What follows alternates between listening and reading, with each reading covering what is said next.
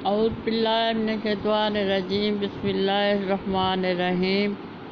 تمام سامعین اور ویورز، امید ہے کہ آپ سب بخیر و عافیت سے ہوں گے، اور اللہ تعالیٰ سے دعا ہے کہ آپ سب اللہ تعالیٰ آپ کو اپنے حفظ و امان میں رکھے، اور اللہ تعالیٰ سے دعا ہے کہ اللہ تعالیٰ آپ کو صحت کاملہ عطا فرمائے۔ میری طرف سے آپ سب کو السلام علیکم ورحمۃ اللہ وبرکاتہ۔ سب سے پہلے تو میں یہ بتاؤں گی کہ میں نے پچھلی آئیڈیو میں آپ کو ہیپیٹائٹس اے کے بارے میں بتایا تھا، اب میں ہیپیٹائٹس بی کے بارے میں بتاؤں گی۔ ہیپیٹائٹس بی یہ بھی ایک ایکیوٹ وائرل انفیکشن ہے۔ اس کی تعریف ہم یوں کریں گے کہ جگر کی ایسی سوزش جو وائرس بی بی وائرس کی وجہ سے ہو، ہم اسے ہیپیٹائٹس بی کہتے ہیں۔ اس کے اسباب کیا ہیں، کاز کیا ہیں، انسیڈنسی کیا ہے، اور رسک فیکٹر کیا ہیں۔ اس کا وائرس مباشرت اور انتقال خون سے متاثرہ شخص سے دوسروں تک پہنچ جاتا ہے۔ خصوصاً ڈاکٹروں اور نرسوں میں اس انفیکشن میں مبتلا ہونے کا خدشہ زیادہ ہوتا ہے، کیونکہ دوران انجیکشن، زخموں کی سٹچنگ اور صفائی کے دوران مریض کا خون نکالتے ہوئے غلطی سے متاثرہ شخص کے خون میں ڈوبی ہوئی سرنج انگلی میں لگ جائے یا اس کی انفیکشن شدہ جگہ پہ لگ جائے تو اس کا بڑی آسانی سے یہ خون میں منتقل ہو جاتا ہے وائرس۔ اس وائرس کی منتقلی کا ذریعہ اور بھی ہیں کہ یہ اگر ماں کو ہو یہ وائرل انفیکشن تو بڑی آسانی سے بچے میں منتقل ہو جاتا ہے۔ اس بیماری کا وائرس مریض کے لعاب دہن، سلائیوا میں، منی، سیمن میں اور عورت کے اعضاء مخصوصہ کی رطوبت میں خارج ہوتا ہے، جہاں سے دوسرے انسانوں میں پھیل سکتا ہے۔ پخانہ کے ذریعے سے یہ دوسرے لوگوں تک نہیں پہنچتا۔ ہیپیٹائٹس بی زیادہ تر منشیات کا استعمال کرنے والے لوگوں میں دیکھنے میں ملتی ہے، کیونکہ ایسے لوگ نشہ کی غرض سے ایک ہی سرنج استعمال کرتے ہیں، اور اس طرح اگر ایک کو یہ وائرس انفیکشن موجود ہو تو دوسرے لوگوں تک بآسانی پھیل سکتا ہے۔ اس کے علاوہ جنسی تعلقات کے ذریعے بھی یہ انفیکشن پھیل جاتا ہے دوسرے مردوں تک۔ اب دیکھنا ہے کہ اس کی علامت کیا ہیں، سمٹم کیا ہیں۔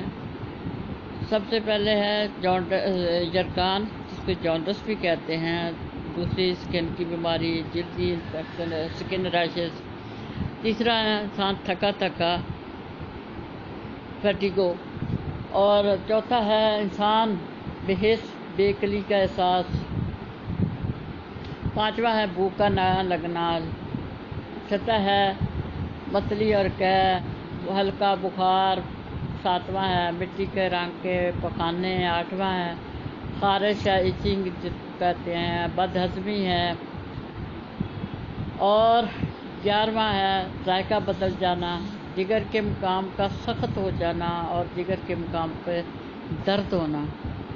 اس کے ایڈیشنل سمٹم دو اور آ جاتے ہیں ہیپیٹائٹس بی میں، کہ نقصیر کی علامت موجود ہوتی ہے، نوز بلیڈنگ ہوتی ہے۔ تیسرا یہ ہیپیٹائٹس کا مریض جو ہے ذہنی ڈپریشن کا شکار ہو جاتا ہے۔ اس کے لیبارٹری ٹیسٹ جو اے میں لیبارٹری ٹیسٹ کرائے جاتے ہیں وہی بی میں کروائے جاتے ہیں۔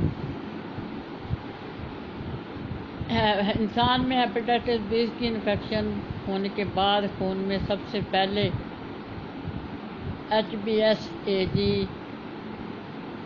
Be surface antigen hepatitis B ظاہر ہوتی ہے، اور پھر اس کے بعد HbcAg ظاہر ہوتی ہے۔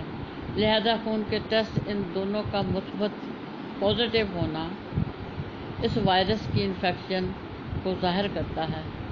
خصوصی طور پر HbsAg ایکیوٹ انفیکشن کو ظاہر کرتا ہے، اور HbcAg مریض کے کرونک ہونے کی طرف نشاندہی کرتا ہے، اور کچھ ہفتوں کے بعد خون سے پہلے HbCAg غائب ہوتی ہے اور پھر HbSAg اس کے بعد اس وائرس کے خلاف خون میں اینٹی باڈیز ظاہر ہوتی ہیں، جن کی پڑتال کروانے سے پہلے پیدا ہوئی انفیکشن کا پتہ لگایا جاتا ہے۔ اس کے حفاظتی اقدام کیا ہے؟ اس کے بچاؤ کی روک تھام کے لیے ہمیں مندرجہ ذیل ہدایت پر عمل کرنا ہوگا۔ اگر کسی مریض کو خون لگانا ہے تو اسے ٹیسٹ کر لینا چاہیے، تسلی کر لینی چاہیے اور خون سے اس انفیکشن کو پاک کر لینا چاہیے۔ نمبر 2، استعمال شدہ سرنج کو دوبارہ استعمال نہیں کرنا چاہیے۔ نمبر 3، طوائف اور ہم جنس پرست لوگوں سے جنسی تعلقات نہیں رکھنے چاہیے۔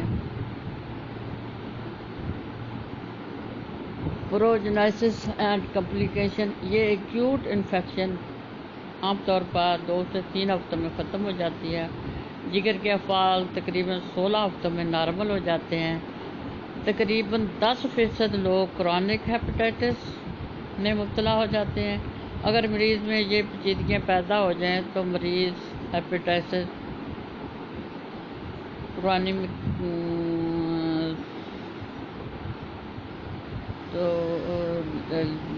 اگر مریض میں یہ پیچیدگیاں پیدا ہو جائیں تو لیور کرائسس میں مبتلا ہو جاتا ہے مریض۔ اس کا علاج کیا ہے؟ ٹریٹمنٹ کیا ہے؟ ایلوپیتھک طریقہ علاج میں تو اس کا کوئی علاج دریافت نہیں ہوا۔ اگر اس علامت بیماری کا حملہ اٹیک شدید ہو تو مریض کو بیڈ ریسٹ کرانا چاہیے۔ شراب، الکحل، ایسی چیزوں سے جو جگر کو خراب کرتی ہوں اس سے پرہیز کرنی چاہیے۔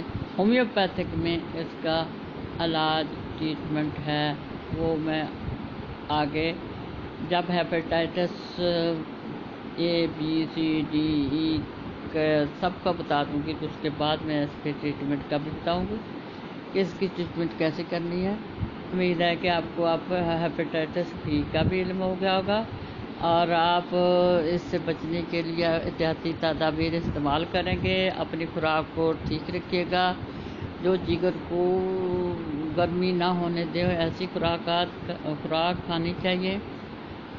اللہ تعالیٰ آپ کو ان بیماریوں سے محفوظ رکھے اور مجھے دعاؤں میں یاد رکھنا۔ میرا ایسی آئیڈیو سننے کے لیے میرے چینل کو سبسکرائب کر لیں اور بیل آئیکن پہ بٹن کو دبا دیں تاکہ میرا نئے آئیڈیو کا نوٹیفیکیشن آپ تک پہنچ جائے۔ شکریہ، مہربانی، اللہ حافظ، دعا میں یاد رکھیے گا۔ ڈاکٹر رخسانہ تبسم، پاکستان، لاہور۔